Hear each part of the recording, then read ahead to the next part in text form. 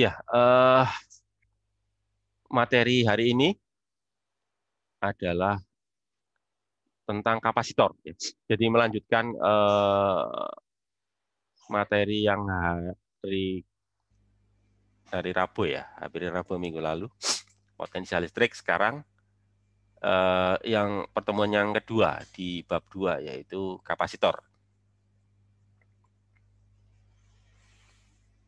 Ya, langsung saya share screen materinya. Bentar.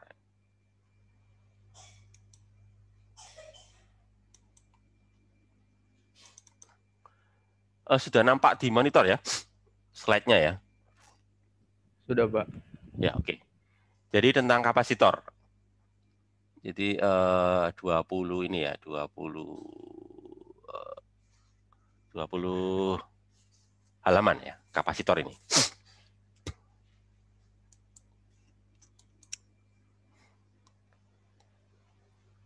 Ya, kapasitor itu apa? Kapasitor sesuai namanya ya. Kalau ada akhiran or itu berarti artinya kan benda, berarti kan alat ya. Jadi kapasitor berarti kan benda atau alat yang dapat menyimpan energi dalam bentuk medan listrik. Nah itu ya. Jadi dia itu penyimpan ya. Alat penyimpan energi listrik dalam bentuk medan listrik. Ya, soalnya kan penyimpan energi listrik itu nggak cuma kapasitor ya. Ada selain kapasitor nanti ada namanya induktor. Atau kalau dalam sehari-hari itu yang sering dipakai itu apa? Baterai ya. Baterai ya bisa aki, bisa ya ini ya aki. Kalau nggak aki apa itu? Charger ya. Kok charger? Apa sih namanya? Power bank ya. Power bank itu juga bisa menyimpan energi listrik ya.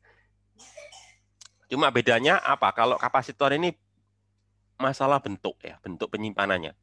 Jadi kalau kapasitor ini bentuk penyimpanannya itu dalam bentuk medan listrik. Nah nanti di bab 5 kalau nggak salah, ya bab 5 nanti itu ada namanya induktor. Dia juga bisa menyimpan energi listrik, tapi dalam bentuk medan magnet. Ya. Jadi kalau dalam bentuk medan listrik namanya kapasitor, kalau dalam bentuk medan magnet namanya induktor. Terus nanti kalau dalam bentuk yang lain, misalkan kayak baterai, aki, ya, power bank, itu semuanya dalam bentuk dalam bentuk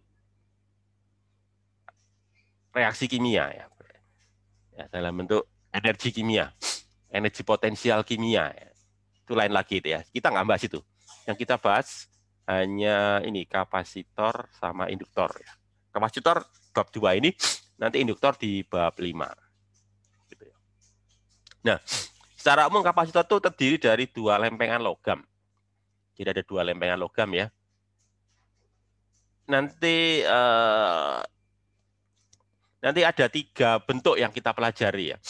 Jadi yang pertama itu bentuk datar, gitu. Nanti ada lagi bentuk bola. Terus nanti yang terakhir lagi bentuk silinder. Jadi nanti ada namanya itu kapasitor lempeng karena bentuknya lempengan atau datar ya. Nanti ada lagi kapasitor bola karena bentuknya bola, bentuk apa itu? Bentuk konduktornya itu ya.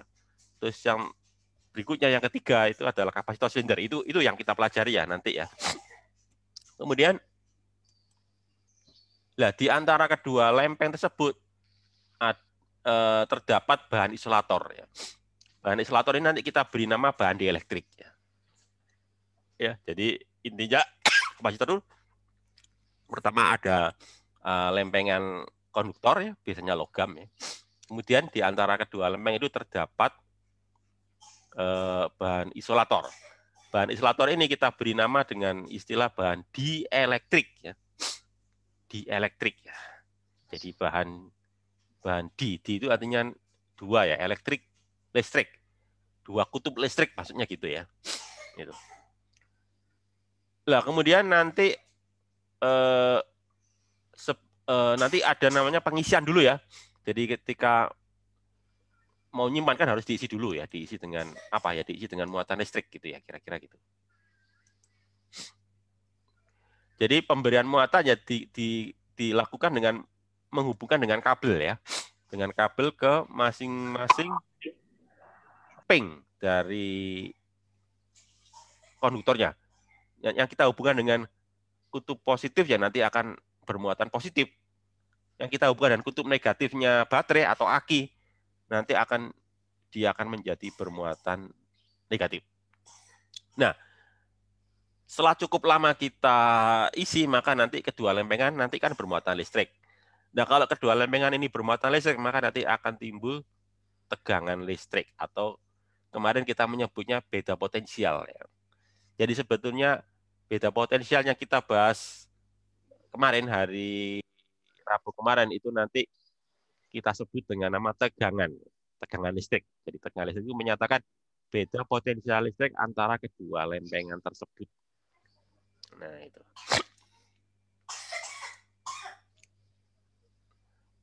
Kemudian ada lagi yang namanya kapasitas atau kapasitansi kapasitor. Kapasitas itu berarti menyatakan kemampuan ya. Kapasitas atau lebih tepatnya kapasitansi itu menyatakan kemampuannya, kemampuan dari kapasitor. Jadi seberapa besar kapasitor itu bisa menyimpan muatan listrik. Semakin besar kapasitasnya berarti semakin banyak muatan yang dapat disimpan oleh kapasitor tersebut gitu ya. Nah,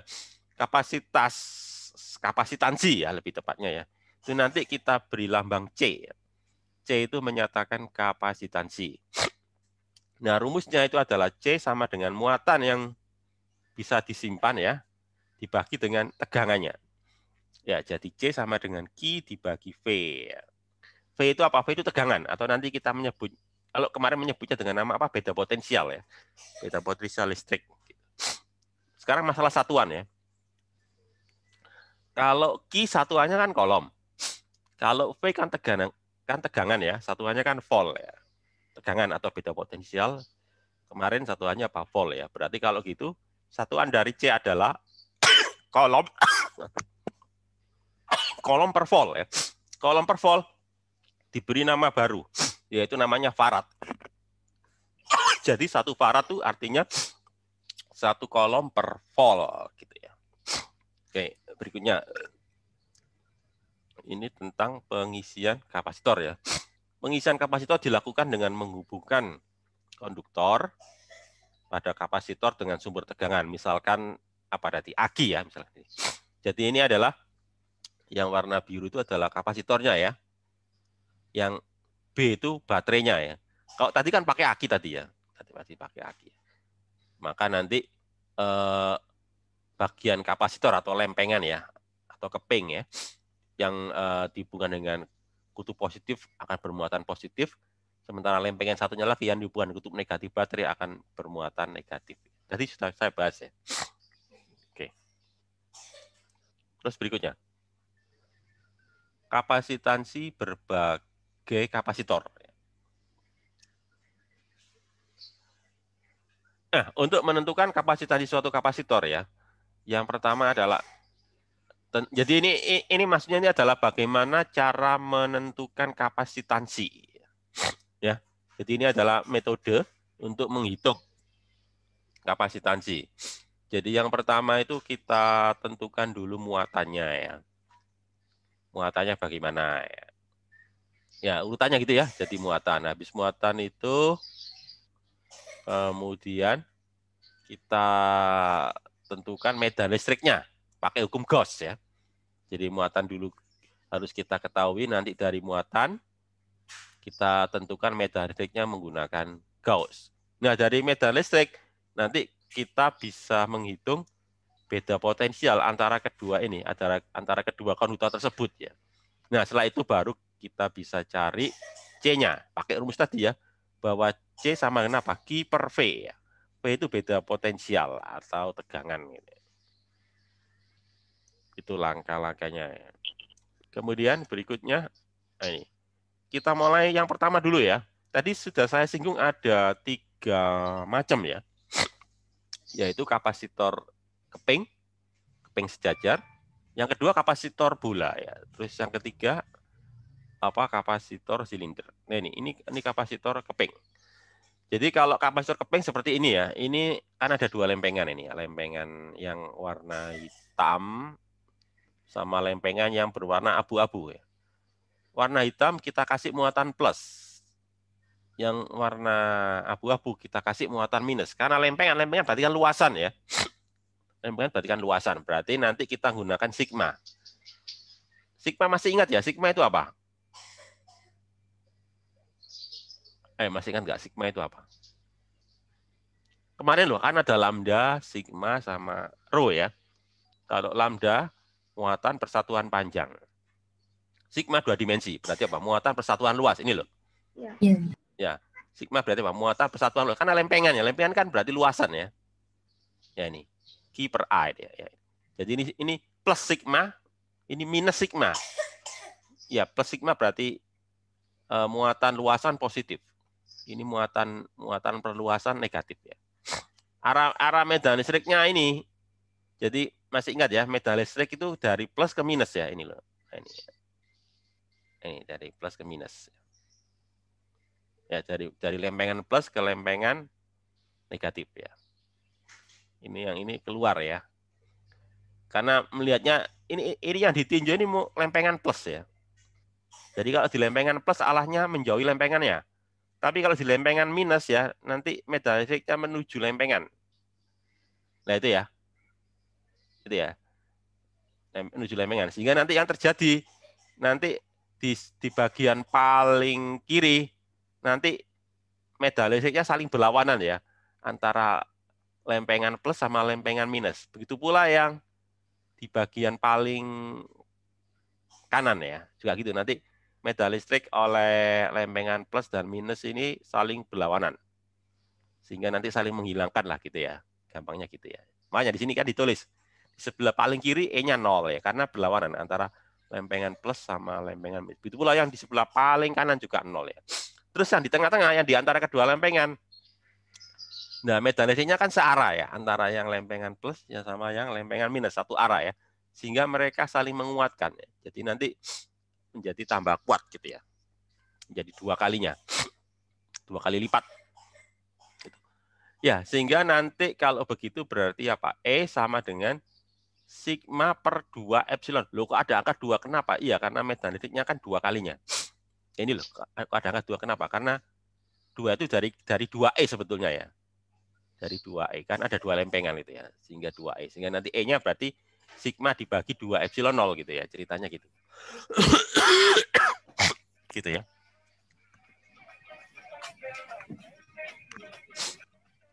Iya. Nah, itu ya. Jadi itu. Jadi ini aja ya. Nanti biar nanti ini apa sih dimut ya. Minta tolong dimut aja ya, biar nanti yang unmute saya aja ya. Kecuali kalau nanti jawab pertanyaan ya, itu silakan ya. Biar nanti nggak ada suara-suara yang masuk gitu ya. Tolong yang lainnya mohon untuk di mute ya, biar nggak masuk ke ini, ke rekamannya ini ya. Ya itu ya. Jadi nanti dari situ nanti kita tahu berapa medan listriknya ya, sigma per 2 epsilon 0 karena ada dua lempengan gitu ya. Nah, kemudian langkah berikutnya setelah tahu E kan nanti kita tentukan V-nya ya. Jadi E-nya udah tahu kan. E-nya kan ini ya. Ini kan, ini E-nya ya. Ya, E-nya kita gunakan ini integral garis ya kemarin itu ya. Jadi kemarin kan kalau E-nya diketahui, tanya V-nya pakai integral garis. Tapi kalau sebaliknya ya, yang diketahui itu E-nya, maka nanti kita gunakan rumus turunan ya. Turunan, tapi turunan vektor. Nah ini yang diketahui kan medan listriknya, kita mau nyari V-nya. Jadi pakai rumus integral garis ya. Ini kan. Jadi beta potensial antara titik B dan titik A itu ini ya. Minus, jangan lupa ada minusnya ya. Integral garis dari titik awal ke titik akhir ya, dari titik A ke titik B. Gitu ya. Nah, terus kita masukkan E-nya kan ini kan, E-nya kan ini ya. Q per A epsilon dibagi 2 itu ya. Mungkin maksudnya gitu ya. Gitu ya. Oke. dimasukkan ke sini ya, sehingga nanti ketika dimasukkan sini kan nanti akan kita dapatkan ini nanti ya, pokoknya nanti ini loh, delta V ya, delta V sama dengan Q per A epsilon 0, itu kan E-nya ya, dikalikan D. Nah, nanti ini loh. Ya, sehingga nanti dari situ nanti kita bisa cari Q per delta V-nya bagaimana ya. Ya, jadi kalau delta V sama dengan Q per A epsilon 0 dikali D ya. Ya, maka kalau gitu berarti Q per delta V ya nanti jawabannya adalah A ya. Ini kan A epsilon 0 per D. Gitu ya. Nanti gitu ya. Jadi nanti ini A epsilon 0 A per D. Nanti jawabannya itu. Itu adalah kapasitansi dari keping sejajar ya. Jadi epsilon 0 dikalikan A dibagi D. A itu apa? A luasan lempeng ya. A itu luas lempeng. Kalau D itu apa? Jarak antara kedua lempeng. Nah itu. Itu satu ya. Jadi diingat-ingat ya. Satu rumus ya yang perlu kalian hafalkan itu ya. Jadi untuk kapasitor lempeng yang ini aja ya. Rumus yang penting itu yang ini loh, yang ini aja. Ini ya, ini aja deh. C sama dengan apa? Epsilon 0 A dibagi D. Kemudian berikutnya silinder ya. Oke lah, saya ikut aja. Tadi saya bilang yang kedua bola ya. Silinder yang ketiga, tapi ya enggak apa-apa, ini dibalik ini. Yang berikutnya silinder, oke. Kemudian adalah silinder. Nah, kalau silinder, medan listriknya adalah E sama dengan Q per 2Pi epsilon 0 LR. Dari mana? Dari kemarin ya. Kemarin waktu kita bahas hukum Gauss ya, kita udah cari ya medan listrik pada yang ditimbulkan oleh silinder ya. Silinder yang sangat panjang. Ya, waktu bahas hukum Gauss ya. Itu. Jadi nanti medan listriknya adalah muatan pada silinder ya dibagi 2pi epsilon 0 L per R. Atau kalau kemarin pakai lambda ya kemarin ya. Kemarin waktu bahas hukum Gauss. Iya, hukum Gauss ya. Pakai lambda ya. Lambda itu kan ini. Q dibagi L. Mungkin kalian tanya loh, silinder kok pakai lambda? Ya gini, soalnya ya harusnya sih bukan lambda ya, harusnya kan apa ya? Harusnya juga sigma karena permukaan silinder gitu ya. Harusnya sigma. Cuma kita nanti meninjaunya itu tidak ke arah luasan tapi ke arah panjang silinder. Ya. Jadi ke arah memanjang. Jadi di sini yang diperhitungkan itu panjang silinder. Jadi tidak diperhitungkan ininya apa itu jari-jari dari silindernya ya. Sehingga kalau gitu nanti kita bisa menggunakan lambda. Jadi lambda itu adalah muatan yang ada di dalam silinder dibagi panjang silinder ya. Gitu ya. Meskipun sebetulnya itu muatannya ya, lebih tepatnya sigma ya. Tapi karena kita meninjaunya ke arah memanjang ya, ke arah sumbu silinder ya. Maka nanti Q ya muatan pada silinder dibagi panjang silinder nanti kita sebut dengan lambda. Itu yang kemarin itu ya, yang kemarin itu. Nah, kemarin juga sudah kita hitung ya waktu bahas hari apa ya, hari Rabu kemarin ya. Juga kita udah hitung ini integral ya, integral garis dari medan listrik seperti ini ya. Nanti hasilnya akan muncul len ya, len. Jadi lebih tepatnya len, bukan log ya. Ini di sini pakai ditulis log ya. Lebih tepatnya bukan log tapi len ya. Len itu juga log, cuma kalau log kan biasanya bilangan dasarnya 10 ya. Kalau len itu bilangan dasarnya ya. Jadi yang benar ini len ya, bukan log. Jadi rumusnya benar. V beda potensial antara kedua permukaan silinder Q ya dibagi 2pi epsilon 0 L. Terus ini len ya, len B per A. B itu apa? B itu permukaan silindernya. Ya, permukaan luar ya. Permukaan luar. Yang A permukaan dalam. Jadi ada dua lempengan logam gitu ya. Yang satu ada di bagian luar, yang satu di bagian dalam. Yang di bagian dalam itu A, jari-jarinya ya. Yang di bagian luar jari-jarinya B. Jadi berupa ini. Jadi kapasitor silinder itu berupa ini, berupa dua lempengan silinder ya. Yang satu jari-jarinya kecil itu di dalam berarti kan A ya. Yang kedua jari-jarinya besar berarti di luar. Jari-jarinya kita sebut B gitu ya. Jadi nanti kemarin kita hitung mendapatkannya menggunakan len ya. Kenapa? Karena integral ini kan, integral 1/r ini ya. Integral 1/r dA kan jawabannya len ya. Di matematika kan begitu. Sehingga nanti dari situ kita bisa hitung C-nya. C itu apa sih? C itu Q per delta V. Jadi ini dibagi delta V ya. Jadi muatan. Sehingga nanti jawabannya ini kan 2pi epsilon 0L dibagi len ini ya. Nanti ini. 2pi epsilon 0. Ini. Ini yang kedua yang perlu kalian hafalkan ini ya. Mana nih? Jadi kalau tadi kapasitor lempeng apa C-nya sama dengan apa? Epsilon 0 A luas lempeng dibagi D jarak kedua lempeng.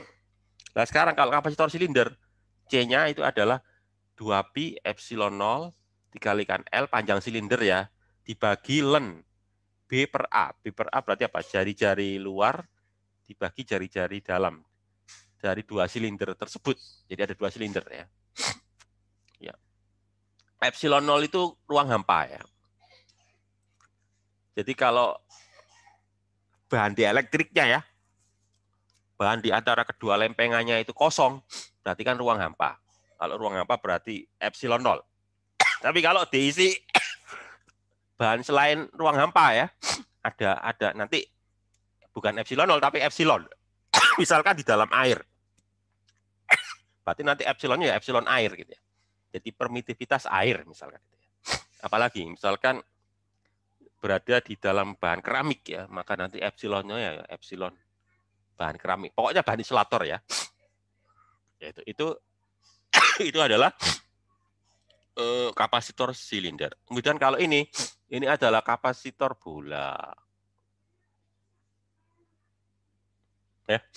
Jadi kalau bola itu adalah Q sama dengan ini ya. Ini kita udah bahas di hukum Gauss ya. Waktu kita bahas hukum Gauss ya minggu lalu bahwa E sama dengan Q per 4pi epsilon 0 per R kuadrat. Ini di luar bola ya. Di luar bola konduktor. Ya. Kemudian dari situ kita mau ngitung ini beda potensial antara kedua permukaan bola ya. Kita gunakan rumus integral garis ya kemarin itu ya. Juga udah kita hitung kemarin ya waktu bahas potensial, dapatnya kan itu kan Q per 4pi epsilon 0 R gitu ya. Nah, itu ya. Ya, sehingga nanti jadinya ini nanti jadi kan 1/R ya. Nanti jadinya ini 1/R bola yang di luar ya dikurangi 1/R dari bola yang di dalam. Nah, jadi ini ya 1/B dikurangi 1/A. B itu adalah bola yang di luar, jari-jari bola di luar, A itu jari-jari bola yang di dalam. Jadi ada dua bola. Ada dua bola konduktor ya. Yang ini yang di luar, jari-jarinya B, ini yang di dalam jari-jarinya A. Ini kebetulan yang di luar diberi muatan minus, yang di dalam diberi muatan plus gitu ya. Atau bisa juga kita tulis gini ya, ya sama aja ya. Ini kan disamakan penyebutnya ini ya. Biasanya lebih sering dipakai yang ini ya, yang bagian ini kan, yang di sebelah kiri. Nah, nanti dari sini kita bisa hitung berapa C-nya. C itu kan Q dibagi delta V, sehingga nanti apa? C-nya berarti apa? Berarti ini kan 4pi epsilon 0 ya, dibagi ini ya. Ini ya. Jadi 4pi epsilon 0 dibagi 1/B kurang 1/R. Atau kalau pakai ini bisa gini. 4pi epsilon 0 ya, kali AB dibagi B min A ya. Bisa juga ya. Nah ini. Ya, ini adalah untuk yang bola. Jadi kalian perlu menghafal 3 rumus lagi nih ya untuk yang bab 2 ini ya. Satu untuk lempengan tadi ya. Satu untuk lempengan mana tadi ini ya. Ini ya, yang ini ya. C epsilon 0A dibagi D, satu ya. Yang kedua untuk silinder ini ya. C sama dengan ini 2pi epsilon 0 kali L dibagi len ya. Sekali lagi ini len ya. Len B dibagi A atau apa? Jari-jari luar dibagi jari-jari dalam. Kemudian yang terakhir untuk bola ini ya. Ini ya. Atau pakai ini juga boleh ya. Ya terserah. Kalau pakai yang ini yang bagian gini kan berarti apa? C sama dengan 4Pi epsilon 0 apa? Kali AB dibagi B dikurangi A. Juga bisa itu ya. Itu ya. Terus yang berikutnya ya. Susunan kapasitor. Nah, kita bisa menyusun kapasitor menggunakan ada dua ya maksud saya. Ada dua susunan kapasitor. Yang pertama itu susunan seri. Jadi yang pertama yang bawah ini susunan seri di seri ini ya. Jadi ada tiga kapasitor disusun seri. Kemudian yang atas ini adalah disusun paralel. Nah, ini ya yang atas ini susunan paralel, yang ini susunan seri gitu ya.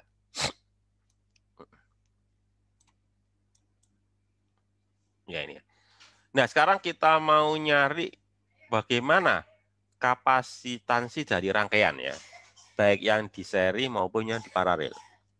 Yang paralel dulu ya. Ini jadi lah ini biasanya soal ini sering ditanyakan ini. Ini soal penting ini ya. Selalu boleh dikatakan sering ya. Hampir pastilah ditanyakan di ETS ya, evaluasi tengah semester itu kayak gini. Jadi rangkaian seri, tapi biasanya itu rangkaian campuran ya, nggak cuma seri saja, paralel saja, tapi campuran ya, campuran seri dan paralel. Oke, kita pelajari satu-satu dulu ya. Ini adalah yang paralel. Kalau paralel seperti ini ya. Jadi ini kapasitor 1 diberi muatan Q1 ya. Kapasitor Q2 diberi muatan Q2, kapasitor Q3 diberi muatan Q3 ya. Ya, pakai baterai. Ini kan baterainya ini baterai. Ini baterai pemberi muatan ini ya. Kayak aki lah gitu ya. Sehingga nanti yang bagian atas dari masing-masing keping itu bermuatan plus, sementara yang bagian bawah bermuatan minus gitu ya. Ya. Sehingga nanti kita bisa bayangkan ini sebagai satu rangkaian ya, satu rangkaian yang kita beri muatan QT. QT, T itu maksudnya ki rangkaian, T itu total maksudnya, ki rangkaiannya ya. Terus CT itu C rangkaiannya ya, C total maksudnya itu gitu ya. Ya. Jadi yang perlu kalian ketahui dari rangkaian paralel itu apa? Yaitu tegangannya pasti sama. Jadi tegangan setiap kapasitor itu pasti sama ya. Yaitu sebesar tegangan baterai ya. Jadi di kapasitor 1 V, di kapasitor 2 V, di kapasitor 3 juga V ya, gitu. Ya, itu sama. Yang pertama ya. Jadi tegangan pada setiap kapasitor itu sama, itu yang pertama. Kemudian yang kedua adalah muatan total ya, itu sama dengan jumlah dari setiap kapasitor ya. Jadi maksudnya kalau misalkan akinya mengeluarkan muatan Q ya, maka nanti Q-nya itu nanti terbagi, sebagian masuk kapasitor 1, sebagian masuk Q2, sebagian masuk Q3. Hingga nanti Q total adalah Q yang diberikan oleh oleh aki atau baterai ya. Pasti sebagian masuk Q1, sebagian masuk Q2, sebagian masuk Q3 gitu ya. Nah, kalau kita mau nyari C rangkaian atau C pengganti ya, C rangkaian berarti kan sama artinya Q rangkaian ya, Q rangkaian dibagi V ya. Padahal Q rangkaian itu kan Q1 tambah Q2 tambah Q3 ya. Terus dibagi V. V-nya kan sama ya, sehingga nanti Q1 per V kan C1 ya. Q2 per V kan C2, jadi Q3 per V kan C3. Jadi kesimpulannya, kalau C paralel, maka nanti C-nya ditambahkan ya. Jadi maksudnya gini, C paralel sama dengan apa? C1 ditambah C2 ditambah C3 dan seterusnya ya. Jadi C paralel itu sama dengan sigma C. Itu kalau paralel ya. Kemudian kalau seri. Nah, ini seri ya. Jadi di seri. Kalau di seri seperti ini, maka nanti yang terjadi itu apa? Muatannya pasti sama. Jadi kalau misalkan baterai itu memberikan muatan 1 nanokolom ya, maka nanti keping pertama mendapat 1 nanokolom ya. Begitu pula keping terakhir juga ya. Jadi 1 nanokolom itu nanti ini ya. Misalkan ini ya, ini plus masuk ke keping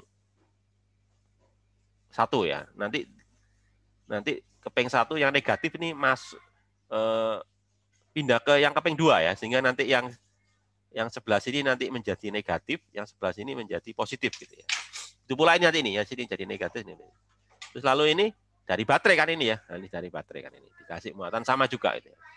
Jadi maksud saya gini, kalau dia itu seri yang sama itu muatannya. Beda dengan tadi, kalau paralel kan yang sama tegangannya ya. Jadi kalau paralel yang sama tegangannya.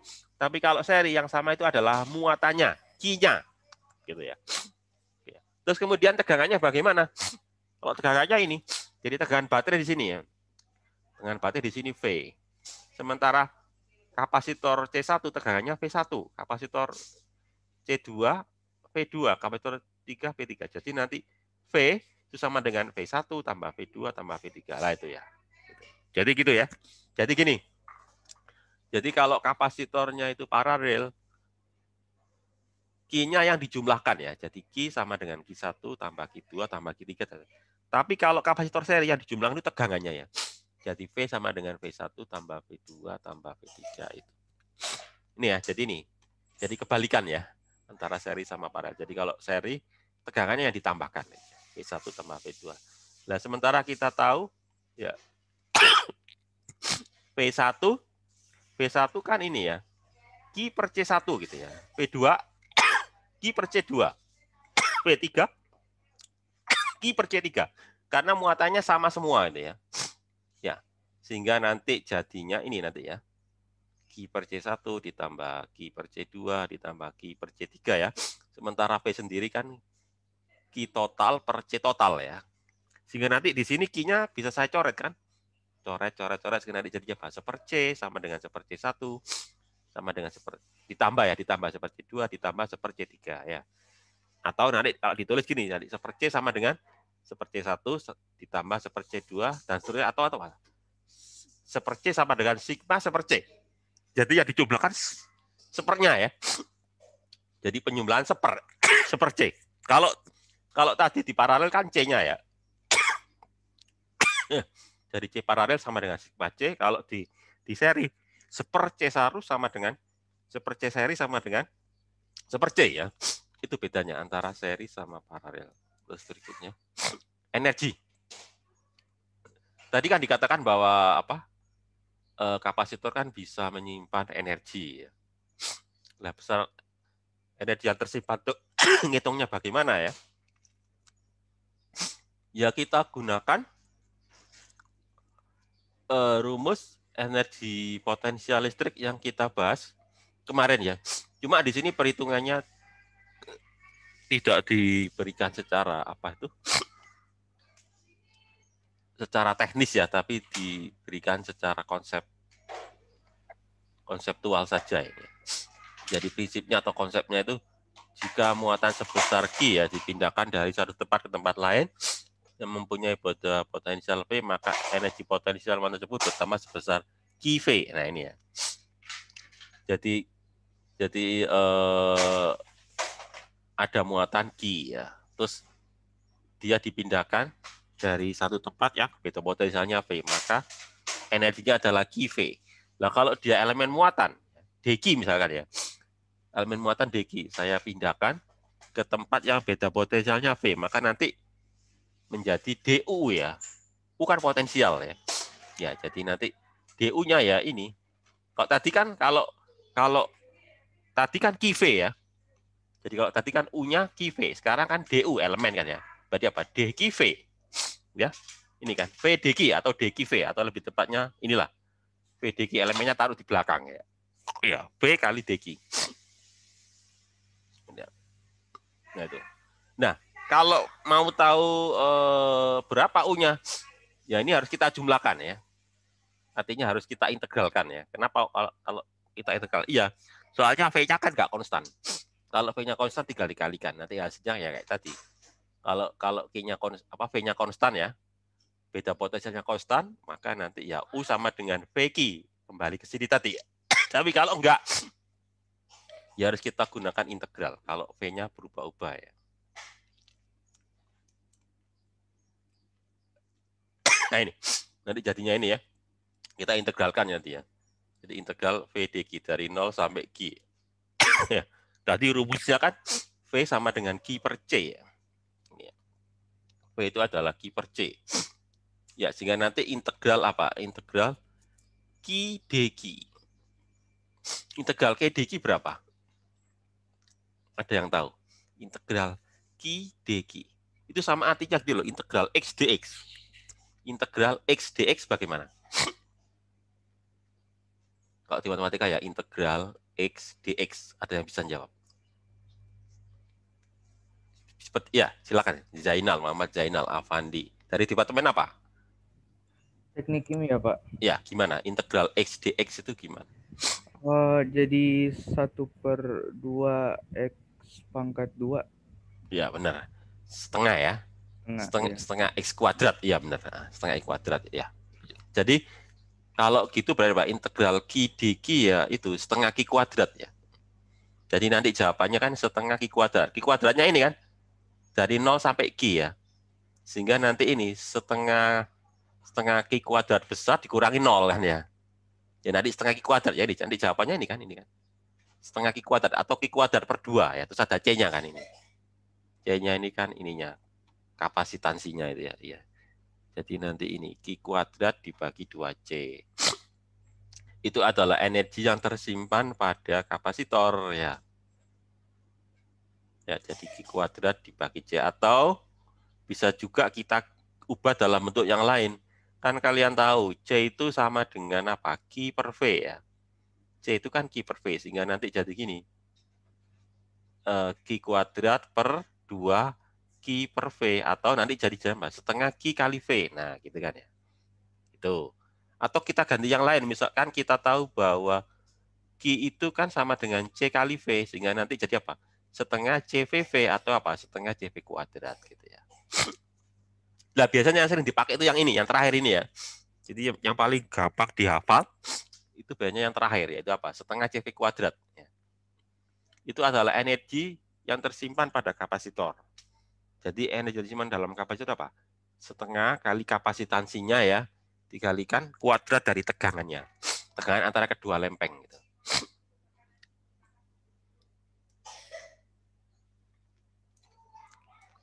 Nah, terus berikutnya energi yang tersimpan dalam kapasitor menjadi contoh bentuk penyimpanan energi dalam medan listrik. Ya, tadi sudah saya singgung ya bahwa kapasitor itu menyimpan energi dalam bentuk apa? Medan listrik. Ya, yaitu apa tadi? Setengah CV kuadrat.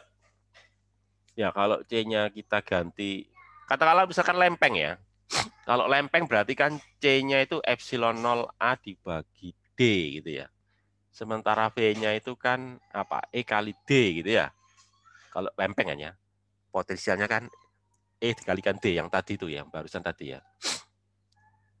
Sehingga nanti jadinya kalau dikalikan itu maka nanti ini setengah ya epsilon 0 A D terus apa? E kuadrat. Nah, itu nanti itu kalau diuraikan itu ya. Kemudian kalau kita mau ngitung rapat energi, maksudnya itu energi persatuan volume ya. Jadi ini kita bagi dengan volume ya. Ya, volumenya berarti kan apa? A kali D. A kali D kan volume ya. Luas kali ini kan. Luas kali tinggi ya. Kan tadi bentuknya kan dia ya jadi A kali D kan volume ya. Luas lempeng dikalikan jarak. Kedua lempeng berikan volume. Jadi nanti jadinya apa ini kan? Setengah epsilon 0 E kuadrat. Nah ini setengah epsilon 0 E kuadrat. Ini adalah rapat energi di dalam ini ya, di dalam kapasitor ya. Tapi ternyata yang perlu kalian ketahui, ternyata rumus ini berlaku umum loh ya. Tadi kan kita mencarinya menggunakan kapasitor lempeng. Ternyata ini semua berlaku umum, tidak hanya pada kapasitor lempeng, tapi juga di kapasitor lainnya ya. Kayak tadi kapasitor silinder, kapasitor bola itu rumus apa itu rapat energinya itu sama. Tapi kalau energinya kan beda ya, beda-beda soalnya kan. Yang sama itu rapat energinya. Jadi rumus rapat energinya yaitu apa? Energi persatuan volume itu sama untuk semua kapasitor. Tapi kalau U-nya beda-beda kan karena beda ini kan, beda bentuknya saja. Nah, sekarang kita lanjutkan dengan bahan dielektrik. Atau gini, mungkin ada yang ditanyakan sebelum saya lanjut bahan dielektrik ya. Mungkin bahan dielektrik materi terakhir ini ya. Ya, ada Pak. Nggak ada ya? Nggak ada dulu ya. Ya, kalau hari ini nggak terlalu banyak sih materinya ya, nggak kayak kemarin. Langsung 40 halaman, ini separuhnya nggak nyampe ini. Ya, kalau nggak ada, saya lanjutkan bahan dielektrik. Tadi bahan dielektrik itu bahan apa tadi? Bahan tadi apa? Bahan dielektrik tadi bahan apa itu? Bahan isolator. Iya, benar, bahan isolator ya. Jadi bahan dielektrik itu bahan isolator. Kalau yang kita bahas tadi itu kan bahan dielektriknya kan nggak ada. Yang kita bahas tadi barusan tuh. Dia tidak pakai bahan dielektrik. Berarti apa? Ruang hampa. Makanya menggunakan apa? Epsilon 0 ya. Epsilon 0 itu berarti apa? Tanpa bahan dielektrik. Berarti ruang hampa ya. Nah, kalau udara bagaimana? Udara itu juga bahan dielektrik. Cuma udara itu ternyata apa? Ternyata mempunyai sifat ya. Mempunyai sifat listrik yang sama seperti ruang hampa. Jadi udara itu bukan dianggap sih, mempunyai sifat seperti ruang hampa. Jadi kalau kapasitor berada di udara, ya sama saja dia berada di ruang hampa. Karena sifat listrik dari udara itu sama seperti sifat listrik ruang hampa. Jadi itu. Ya, pokoknya nanti kalian bilang apa? Isolator atau bukan penghantar, non conducting ya, atau bukan penghantar. Contohnya apa? Kertas, kaca, mika, dan lain-lain. Jadi makanya nanti itu di toko-toko peralatan elektronika ya. Nanti kan ada namanya kapasitor kertas, kapasitor mika ya. Jadi kertas itu jangan dibayangkan isinya di dalamnya itu kertas, bukan gitu, tapi bahan kertas ya. Jadi kapasitornya itu di dalamnya itu berisi bahan-bahan yang biasa dipakai untuk membuat kertas. Jadi jangan dibayangkan ada kertas gitu ya. Jangan dibayangkan ada sobekan-sobekan kertas, enggak gitu. Ya. Oh, kalau usah pakai baju, pakai celana tok, malu titik kelihatan, Pak. Coba minta tolong ini ya, minta tolong dimut biar nanti enggak keluar suara. Ya, saya aja yang unmute ya. Kalau mau jawab baru di ini di unmute. Jadi itu ya. Jadi kapasitor kertas itu maksudnya bahan dielektrik dari kertas. Dari kertas itu maksudnya itu bahan untuk membuat kertas ya. Jadi bukan kertasnya maksudnya itu. Begitu pula kapasitor kaca itu jangan diartikan di dalamnya ada apa itu kaca-kaca seperti yang kalian lihat itu, tapi dia itu adalah menggunakan bahan untuk membuat kaca ya. Bahan pembuat kaca itu dipakai untuk bahan dielektrik kapasitor. Begitu pula mika ya. Ya dan seterusnya itu. Jadi itu adalah bahan-bahan yang biasa dipakai untuk bahan kapasitor ya. Nah, sekarang tujuannya apa kok dikasih bahan dielektrik ya? Tujuannya adalah untuk menaikkan C-nya, untuk menaikkan kapasitansinya. Jadi kalau dia ruang hampa itu kapasitansinya kecil. Jadi kemampuan menyimpan listriknya kecil, makanya dikasih bahan dielektrik ya. Itu tujuannya adalah untuk menaikkan atau meningkatkan kapasitansinya. Jadi nanti kapasitansinya itu akan naik. Itu yang dilakukan oleh Faraday ya. Jadi Faraday menemukan bahwa adanya bahan dielektrik menyebabkan C-nya naik gitu ya. Loh, kenapa kok begitu? Iya, karena adanya bahan dielektrik akan menyebabkan medan listrik dalam ruang di antara kedua konduktor pada kabel tersebut menjadi berkurang. Jadi ketika diberi bahan dielektrik ya, maka medan listrik di antara kedua lempengan itu ya, itu nanti apa? Menjadi lebih kecil. Gitu ya. Jadi kalau E-nya kecil maka nanti berdampak pada naiknya potensial. Gitu.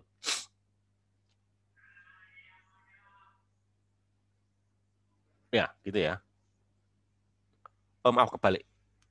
Kebalik ya. Kebalik. Jadi Jadi kalau E-nya mengecil, maka nanti V-nya juga mengecil ya. Kan V itu kan integral garis itu ya. Integral garis medan listrik. Jadi kalau medan listriknya mengecil, maka nanti V-nya juga mengecil. Tegangannya mengecil ya. Nah, sementara kita tahu apa tadi ya? C sama dengan Q dibagi V kan itu ya. C sama dengan Q dibagi V. Jadi kalau V-nya mengecil kan otomatis C-nya naik ya. Soalnya berbanding terbalik. C sama dengan Q dibagi V. Jadi kalau tegangannya mengecil, maka nanti C-nya membesar. Ya itu, prosesnya gitu ya.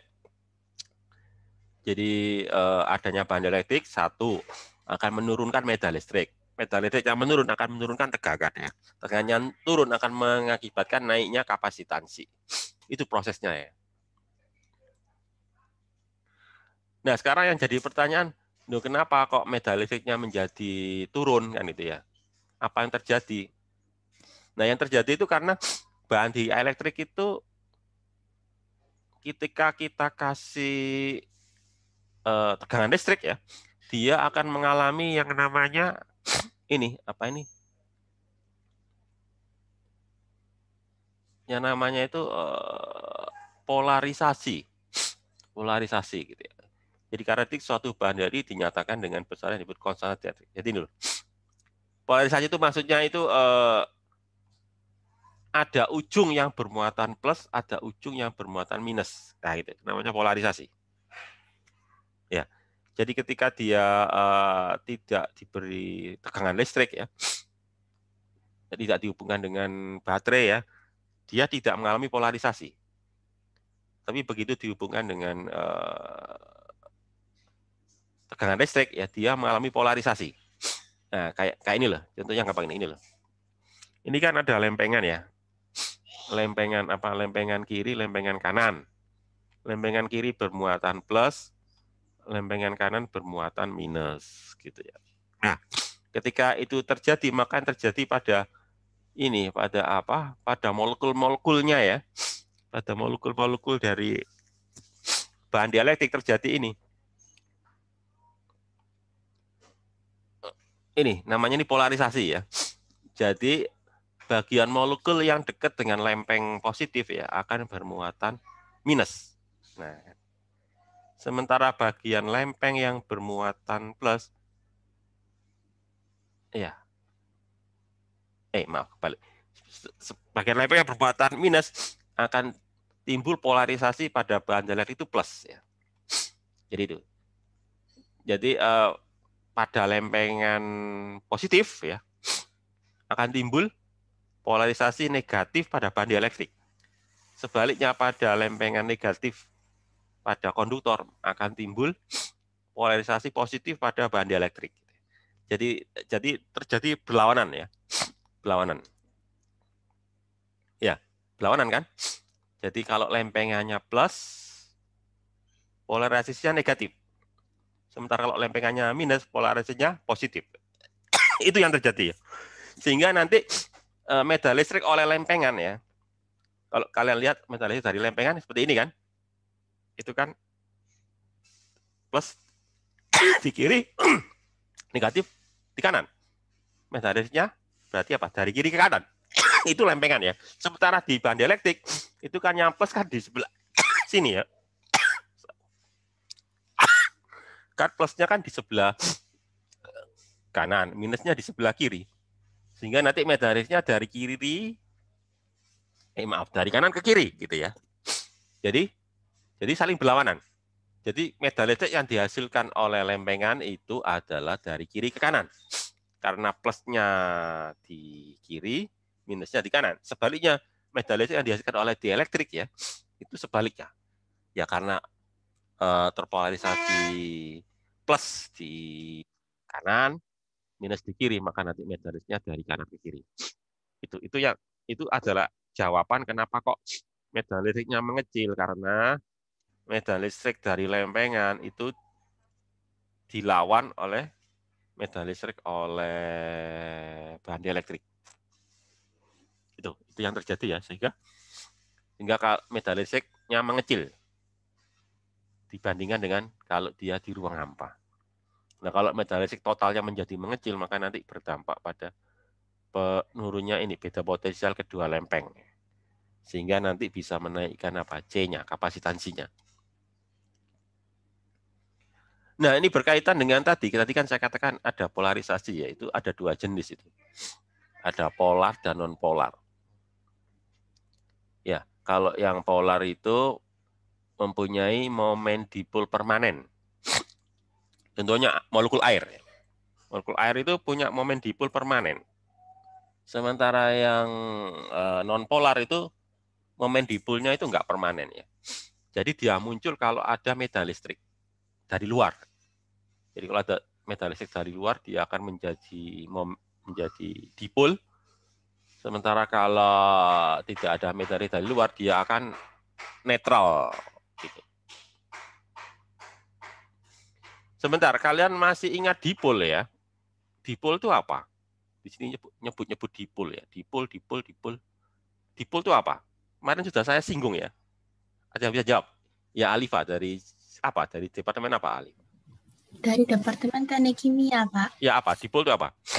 Kalau dulu itu saya tahu dipol dari materi kimia, Pak. Terus artinya dipol itu berkutub atau polar gitu. Jadi ada plusnya, ada minusnya gitu. Kemarin kan saya bahas ya, ada dua ciri dari dipol. Satu apa? Kemarin itu loh, waktu hari apa ya? Hari kemarin, Rabu ya. Sempat saya singgung itu. Cuma saya sebut aja ini sekedar tahu ya. Apa? Ya benar, yang kamu jawab benar, cuma kurang apa itu, kurang rinci itu Alifa ya. Yang kemarin saya sebut itu cukup jelas itu, cukup rinci itu. Apa ya? Ada dua ciri dari dipol apa itu? Apa ionik, Pak? Hah? Ionik gitu. Ya dipol kan di itu kan dua. Oh. Di itu dua. Pol itu apa? Kutub. Ah, benar, dua kutub. Kutub kan mesti plus dan minus ya. Ya itu namanya. Kalau kita menyebut ionik itu nanti ionik kan terlalu khusus. Ionik kan kaitannya dengan atom nanti ya. Atom atau molekul ya. Kalau dipol itu lebih umum, nggak harus atom, nggak harus molekul ya. Bisa juga yang lain. Kalau kita menyebut ionik terlalu umum. Ion kan, ion itu kan kaitannya dengan atom atau molekul. Yang lebih umum aja deh. Apa? Kemarin kan saya sebutkan yang umum itu. Materi yang kemarin, slide yang kemarin. Ada yang bisa jawab? Sebutkan nama departemennya deh, departemen aja deh. Nanti namanya kelihatan di monitor ya. Ada yang bisa jawab? Dipol itu apa? Ya, Nadia Salsabila. Ya, dari departemen apa? Dari Departemen Teknik Kimia. Ya, apa? Mungkin dua muatan yang besarnya sama tapi berlawanan tanda yang terpisah pada jarak tertentu. Ya, itu kan jawabannya kemarin ya, benar itu. Satu apa tadi? Nadia, satu berlawanan, dua muatan sama. Tapi dengan tanda. Satu ya. Terus yang kedua, terpisah pada jarak tertentu. Nah, itu kan yang kemarin saya bahas itu ya. Jadi ada dua muatan yang besarnya sama. Satu plus, satu minus gitu ya. Satu ya. Terus yang kedua, kedua muatan itu terpisah. Soalnya kalau nggak terpisah nanti kan jadi nol kan, netral. Berarti kan bukan dipol. Jadi itu dua itu ya karena ada dua muatan. Pol kutub berarti yang satu plus, yang satu minus. Terus harus ada jaraknya. Itu yang disebut dipol. Lah, itu ya. Lah, terus di sini ada istilah ini agak berbau ini ya benar tadi. Kalau kalian menyebut berkaitan dengan molekul ya benar. Jadi yang pertama itu berkaitan dengan list apa itu? Dengan dipol permanen ya. Momen dipol permanen. Contohnya air. Loh, kenapa kok air itu menjadi dipol permanen ya? Benar tadi ada kaitannya dengan ion-ion tadi itu ya. Tapi sebetulnya itu bukan masalah ion. Kalau kalian tahu molekul air itu ikatannya ikatan apa itu? Nah, ini kan kalian dari kimia ya, dan dari kimia kan. Tadi nyebut-nyebut kata ionik tadi itu ya. Kalau molekul air itu ikatannya ikatan apa itu? Ada yang tahu? Atau gini dulu lah, ada berapa macam ikatan ya di dalam molekul itu? Ada yang bisa jawab? Alifa dulu ya. Alifa dari departemen apa? Dari Departemen Teknik Kimia, Pak. Ya, gimana tuh? Seingat saya tuh ada pertama ikatan kovalen, Hmm, kedua hmm, ionik, hmm. ketiga hidrogen. Yang Oke. kovalen ini tuh Kalau ya, air termasuk apa? kovalen polar, Pak, seingat saya. Kovalen polar ya. Jadi gini, sebetulnya ikatan itu kan ada dua macam sih sebetulnya ya. Satu itu ionik ya, ionik. Yang kedua itu kovalen. Jadi kalau ionik itu berarti yang satu melepaskan elektron ya, yang satu menangkap kan itu ya. Gitu. Yang melepaskan jadi ion minus. Melepas kok minus ya? Melepas itu positif ya, karena elektron itu ya. Ya, karena dia melepas elektron dia jadi bermuatan plus. Yang satunya lagi ditangkap oleh atom yang lainnya ya, nanti dia menjadi minus. Contohnya apa? NaCl ya, garam dapur itu kan Na menangkap elektron ya, Cl-nya Na-nya melepas ya, Na melepas elektron sehingga bermuatan plus, Cl-nya menangkap elektron bermuatan minus. Itu namanya ikatan ionik gitu. Tapi kalau kovalen itu apa? Nggak ada yang melepas, nggak ada yang nerima ya. Jadi mereka itu apa?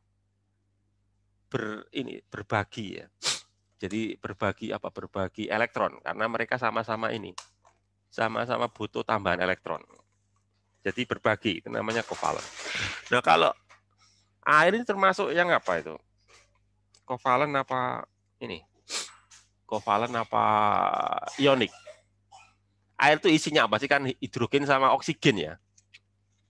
Ya. Itu ada yang melepas elektron atau ada yang menerima terus atau saling berbagi gitu. Gimana itu kalau air itu? Itu yang bisa jawab. Ini topiknya sudah topik kimia ya, bukan fisika ini. Gimana tuh?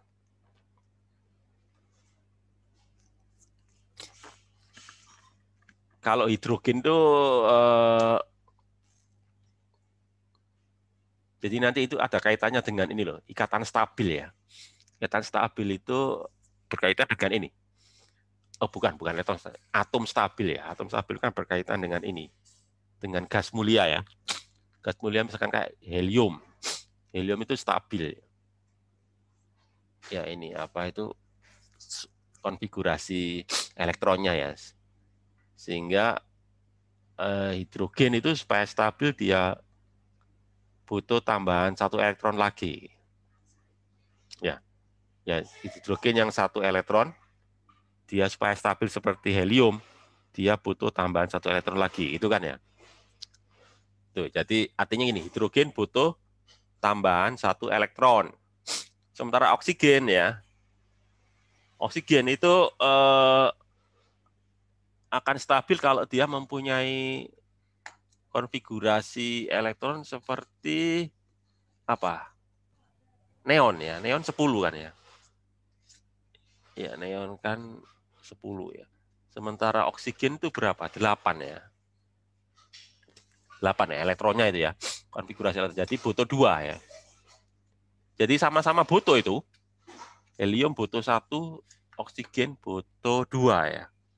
Ya, sehingga nanti bentuk ikatannya itu apa? 2 hidrogen, 1 oksigen atau H2O.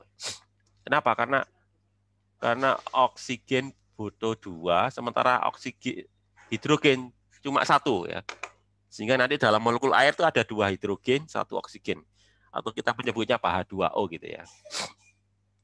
Cuma jadi kesimpulannya apa? Jadi ikatannya kan ikatan kovalen. Sama-sama butuh ya. Sehingga mereka berbagi elektron. Itu kan? Jadi bukan kovalen, bukan ionik, nggak mungkin ya. Cuma yang jadi masalah itu ternyata harusnya kan kalau berbagi kan harusnya kan dibagi sama rata ya. Tapi tapi ternyata oksigen itu lebih dominan ya, lebih dominan menguasai daripada hidrogen. Jadi harusnya dibagi bersama secara rata, ternyata ada yang dominan ya, ada yang lebih menguasai. Loh, kenapa kok begitu? Ya itu berkaitan dengan sifat kimia ya. Jadi oksigen itu lebih elektronegatif daripada hidrogen, maka dia akan lebih dominan menarik elektron ya daripada hidrogen ya. Maka akibatnya elektronnya harusnya dipakai bersama itu lebih condong ke oksigen daripada hidrogen ya. Gitu kan. Sehingga akibatnya apa? Hidrogen menjadi plus sementara oksigennya minus. Ya, itu karena masalah oksigen lebih dominan. Dalam apa? Dalam berbagi lebih menguasai oksigen. Ya, sehingga nanti jadinya kan hidrogen plus, oksigen minus. Itu yang menyebabkan dipol. Ya, dipolnya itu dari situ. Ya, jadi hidrogennya yang plus, oksigennya yang minus. Itu. Jadi munculnya momen dipol karena sifat kimia ya. Sifat kimia dari oksigen yang lebih elektronegatif daripada hidrogen. Jadi itu. Jadi permanennya itu karena sifat kimia. Tapi kalau yang tidak permanen ya karena memang dia itu memang benar-benar dibagi rata ya. Jadi nggak ada yang dominan. Contohnya misalkan apa? Contoh yang paling gampang itu misalkan molekul O2 ya. Molekul oksigen O2. O2 itu kan ada 2 elektron ya. Ada 2 atom ya. Oksigen butuh tambah 2, oksigen satunya lagi butuh tambah 2. Sehingga mereka akhirnya apa? Sama-sama nyumbang 2 ya. Terus dipakai bersama. Ya. Pemakaiannya ya pasti seimbang karena sama-sama oksigen kan ya. Jadi sesama oksigen pasti menariknya sama kuat gitu ya. Sehingga nanti itu berarti apa? Ya itu tadi kovalen ya. 100% kovalen. Kalau tadi kan harusnya kovalen cuma yang satu lebih dominan ya. Sehingga nantinya kovalen yang setengah ini ya. Kovalennya bukan setengah sih, kovalen yang menjadi ada ioniknya gitu ya. Nah, kalau yang ini benar-benar kovalen. Nah, kalau misalkan molekul O2 kayak gitu ya, itu nanti kalau diberi metal listrik maka akan terjadi dipol yang nggak permanen ya. Jadi ketika ada metal listrik maka nanti elektron yang akan ditarik berlawanan dengan arah metal listrik gitu ya. Sehingga nanti bagian dari molekul oksigen ya yang dekat atau apa ya. Jadi nanti kalau misalkan ada molekul oksigen kita taruh di medan listrik gitu ya, maka nanti bagian dari molekul oksigen yang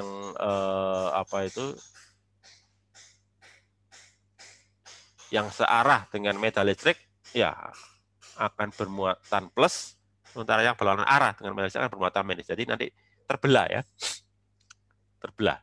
Jadi bagian yang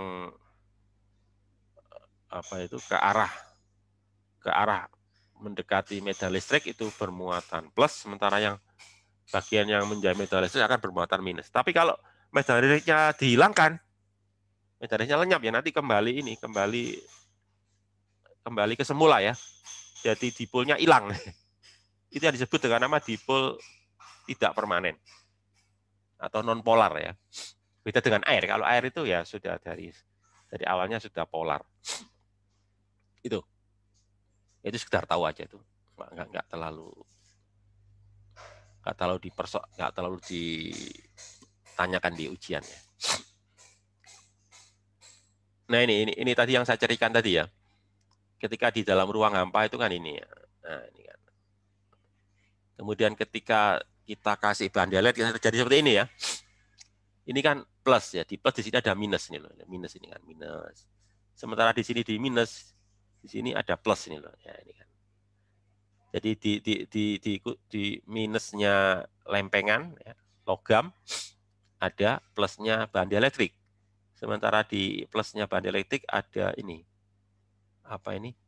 Minusnya bahan dielektrik gitu ya. Sehingga nanti timbul medan listrik saling berlawanan ini loh. Ini kan medan listrik. Iya, ini kan.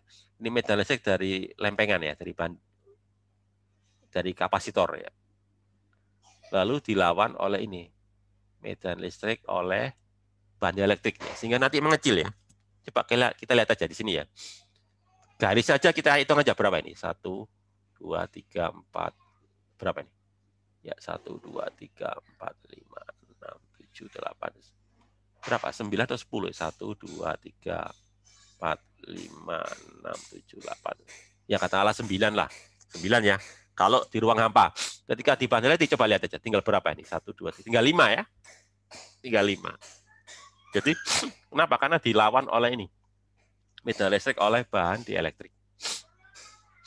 Sehingga nanti kalau kita rumuskan nanti jadi ini nanti ya. Ini E sama dengan E0 ditambah E induksi. Ini E induksi itu berlawanan dengan E0. Jadi medan listrik induksi itu artinya medan listrik yang ditimbulkan oleh bahan dielektrik. Kan bahan dielektrik mengalami polarisasi. Sehingga nanti bahan dielektrik akan menghasilkan medan listrik induksi. Itu arahnya berlawanan dengan medan listrik E0. E0 artinya medan listrik oleh kapasitor kalau dia di ruang hampa. 0 itu kan ruang hampa ya. Sehingga nanti kesimpulannya apa ini kan? E ya. E di dalam bahan dielektrik pasti lebih kecil dari E di dalam ruang hampa. Ini ya. Nah, selanjutnya berkaitan dengan bahan dielektrik nanti ada namanya itu K. K ini ya. Ini harusnya pakai K besar ini ya. Jadi gini biar nggak bingung ya, ada K besar, ada K kecil. Kalau K kecil itu yang kemarin itu konstanta di hukum kolom itu ya, K kecil itu 9 kali 10 Pak. Ini dikacaukan ini di slide ini banyak dikacaukan antara K kecil K besar itu ya. Jadi biar kalian nanti nggak bingung mana yang K kecil mana yang K besar. Di sini harus menggunakan K besar. K besar itu adalah konstanta bahan dielektrik.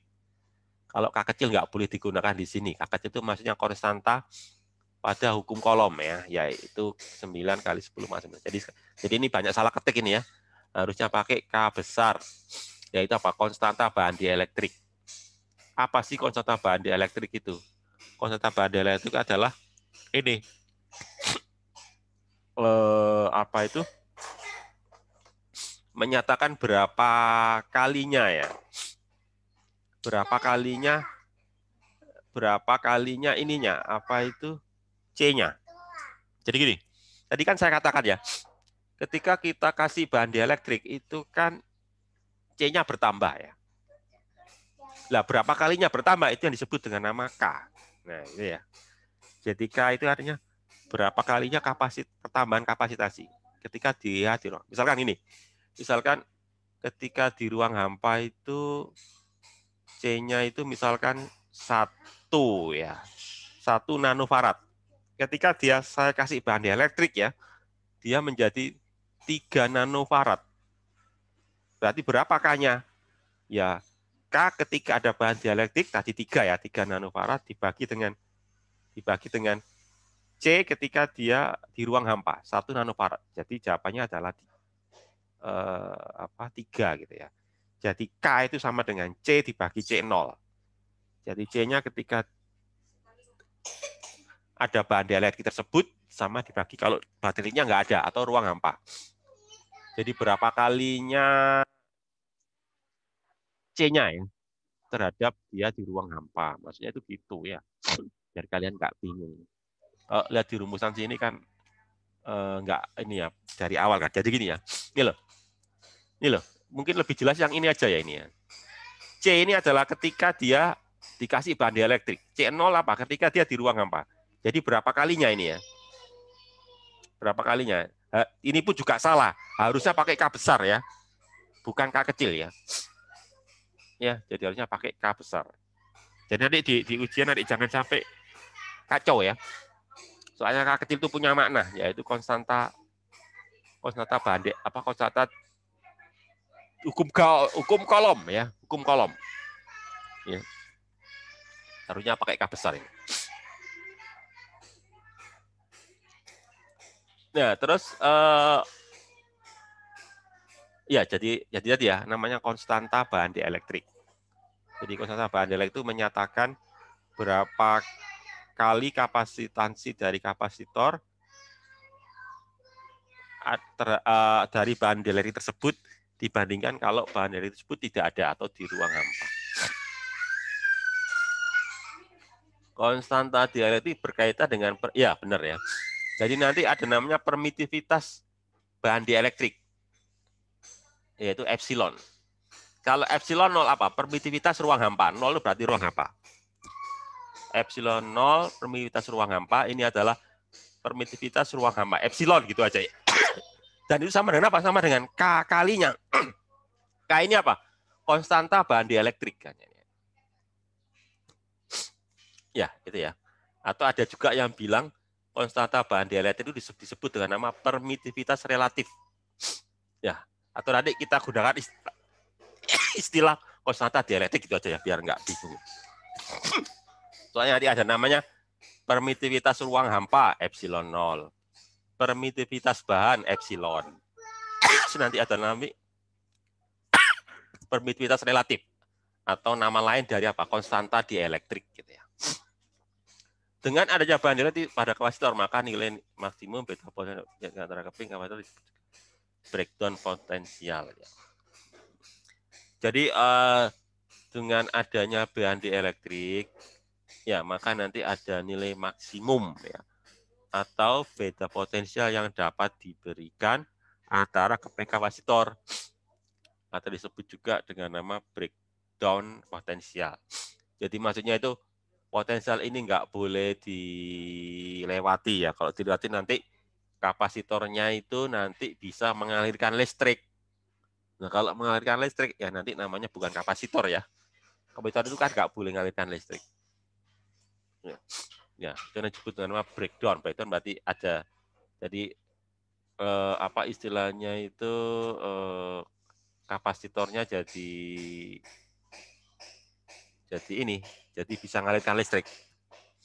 Tapi ini sekedar tahu aja ya. Yang penting itu yang ini loh, yang penting yang konsep poin 1 sama poin 2, poin 3 ini sekedar tahu aja. Terus poin 4 ini juga nggak terlalu juga sih. Hal ini terkait dengan yang disebut dengan dielektrik. Ini sekedar tahu aja ya. Ya sekedar tahu aja. Pokoknya yang penting itu ini ya. Poin 1, poin 2 ya. Ya udah selesai ya. Jadi biasanya kalau di ujian itu ditanyakan apa itu bahan apa nanti kaitannya dengan apa itu dengan ini konstanta dielektriknya itu tadi ya, konstanta dielektriknya itu tadi. Ya ini materinya nggak banyak ya, sudah selesai ya, masih ada waktu berapa? 10 menitan ya. Mungkin ada pertanyaan ini 10 menitan ini ya. Kalau ada pertanyaan silakan ya. Kalau kemarin kan saya kebut ya, ini materinya nggak terlalu banyak.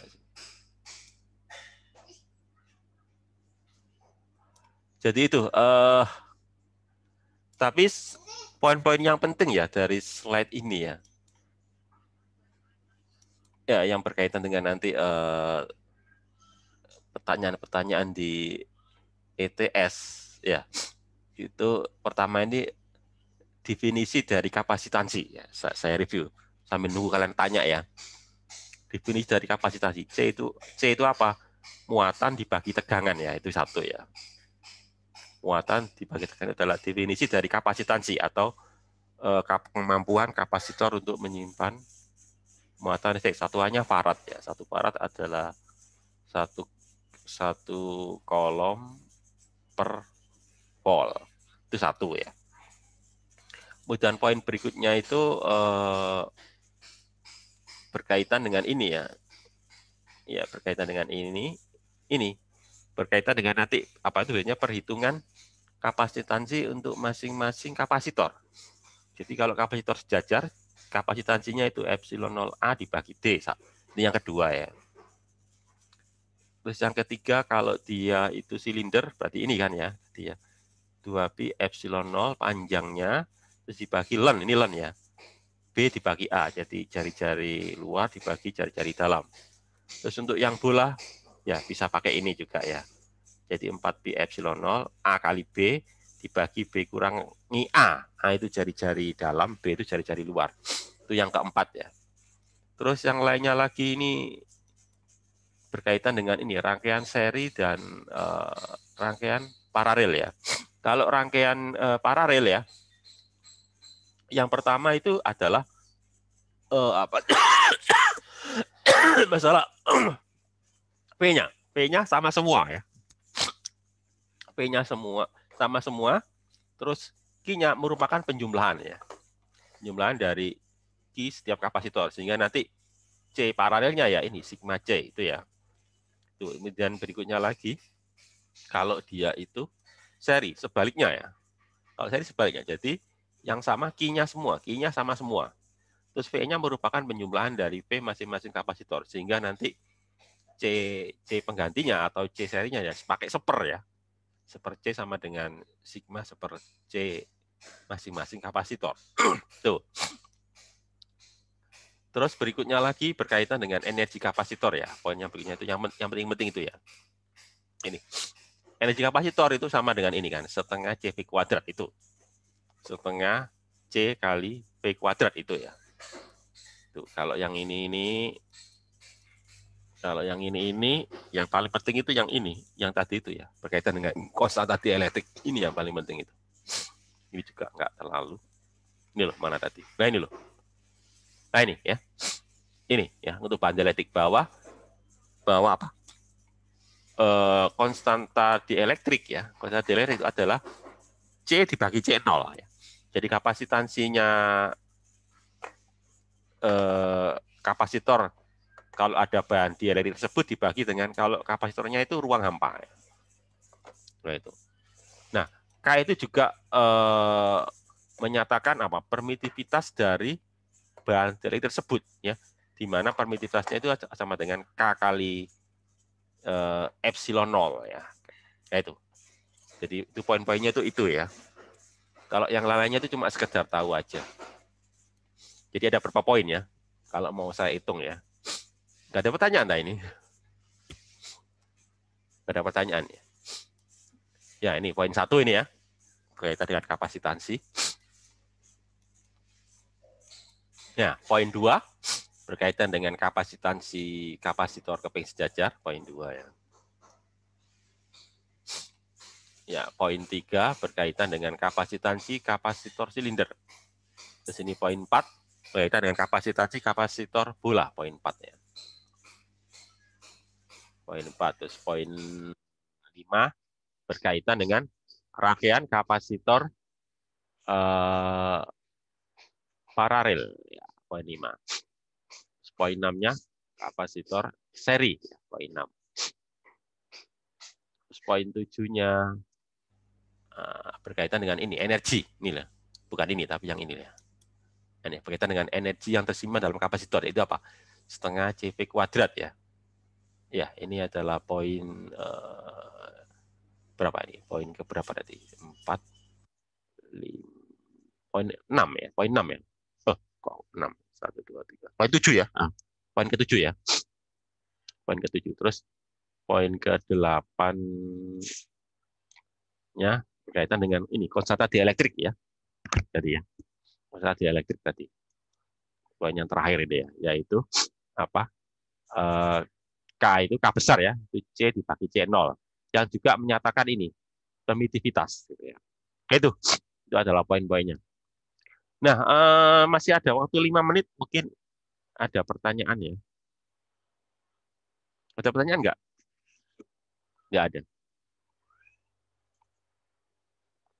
Oh ya, ini kan minggu genap ya. Ya, minggu keempat, pekan keempat. Jadi nanti Rabu nanti diisi sama asisten ya. Ya. Jadi nanti minggu diisi asisten gitu ya. Terus nanti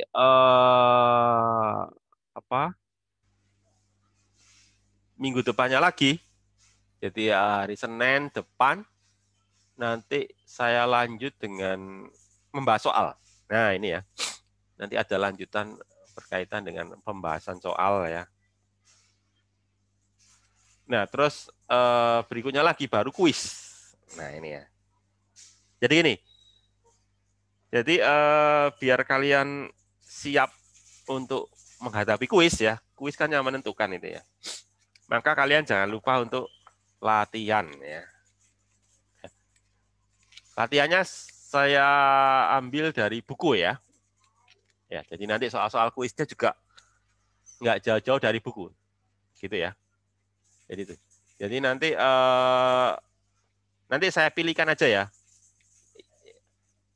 yang perlu kalian kerjakan ya. Dan nanti saya masukkan sebagai nilai tugas ya. Jadi nanti bisa bisa di-upload nanti tugasnya ya. Nanti tugas saya berikan berarti minggu depan ya. Jadi minggu depan, Senin depan itu nanti saya isi dengan membahas soal-soal ya. Soal-soal yang ada di buku itu, di buku paket, buku diktat yang udah kalian pesen itu ya. Nanti itu yaitu bab 1 dan bab 2. Nanti saya bahas itu ya dalam satu pertemuan ya. Sebetulnya ya nggak cukup lah, soalnya kan banyak, sementara waktunya juga terbatas. Ya sebisanya nanti sambil saya beri tugas untuk persiapan kuis ya. Itu untuk minggu depan ya. Terus hari Rabunya baru kuis ya. Gitu ya. Jadi Rabu lusa itu asistensi. Ya, asistensi yang kedua. Terus minggu depannya itu kita bahas soal-soal bab 1 dan bab 2. Terus Rabu minggu depannya lagi kita kuis pertama ya. Itu mohon disiapkan itu ya. Jadi mulai sekarang harus disiapkan ya. Jadi coba itu coba soal-soal yang ada di buku diktatnya ya, buku paketnya yang kalian pesan. Soalnya dari situ ya, tidak jauh-jauh dari situ ya. Ya, ada pertanyaan? Pak, saya boleh? Ya, silakan. Ada 2 menitan ya, silakan. Iya, di bagian yang kapasitor silinder ya. itu kan rumus beda potensial. Silinder ya, sebentar. Silinder. Bentar, tak lihat. Ya, terus lanjutin. Nah, gimana? Kan rumus beda potensialnya itu kan Q per F silinder ya. Dan ya, ini. Ya, ini ya. Iya, gimana? B per A-nya itu jari-jari kan. B per A. Iya, kenapa ini B per A? Ditanyakan apa? Halo? B per A-nya itu kan jari-jari dari permukaan tabung. Ya, jari-jari luar. Sebetulnya gambarnya ini nggak benar ini ya. Jadi gambarnya benar itu kayak ada 2 ini loh. Kayak ada 2 logam ya. Ada 2 logam ya. Logamnya ini ada 2 logam gitu loh. Gimana? Suara saya kedengar nggak? Ya, suaramu putus-putus itu ya. Jadi gini loh. Di sini kan ada ini loh. Ada 2 logam kan ya, konduktor ya. Bentuknya silinder gitu loh. Jadi ceritanya ada 2 logam bentuknya silinder ya. Yang satu jari-jarinya besar. Itu kita sebut dengan nama B. B itu jari-jari silinder besar. Yang satunya silinder kecil. Itu jari-jarinya A. Pokoknya intinya ada 2 logam berbentuk silinder. Yang kecil jari-jarinya kita sebut A, yang besar kita sebut jari-jarinya B. Terus silindernya itu sumbunya sama ya. Jadi bersumbu sama. Jadi kita nggak bahas kalau sumbunya beda ya. Jadi yang kita bahas adalah kedua silinder tersebut satu sumbu. Cuma yang satu ukurannya kecil, yang satu ukurannya besar. Kira-kira begitu ya. Ya. Oke, waktunya sudah habis ya, sudah cukup ya. Yaitu, nanti kalau ada pertanyaan lanjutan nanti bisa ditanyakan di pertemuan selanjutnya ya. Langsung bahas soal ya besok ya. Ya, saya kira itu. Assalamualaikum warahmatullahi wabarakatuh.